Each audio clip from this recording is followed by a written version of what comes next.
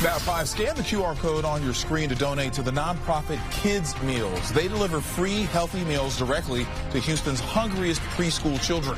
It is a challenge made even harder as communities recover from Hurricane Beryl. Scanning the QR code on our graphics wall takes you to clicktohouston.com, where you can donate through the nonprofit's Amazon wish list.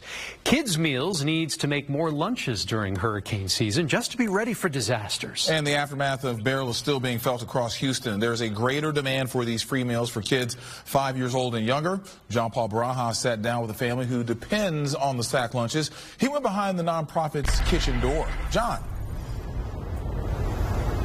That's right. Well, they're closed now for the day, but during the morning and the early afternoon hours, this is a revolving door of volunteers and packed lunches heading out around Houston. But the meals that are packed here are just so much more than just a nutritious meal. They also provide hope for families. Ham, cheese, and pickles.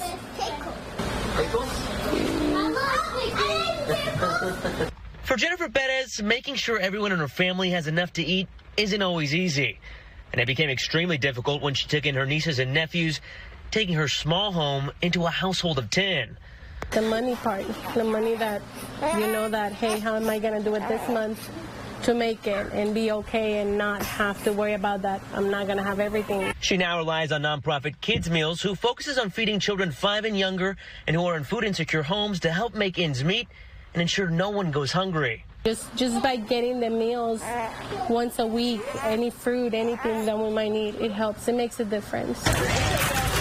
For Kids Meals staff, in summer and times after disaster, it's all hands on deck. Think 15,000 lunches. We've got it set for today, but then there's 15,000 tomorrow and the next day and the next day. So at 80,000 to 90,000 meals a week, there's always more work to do.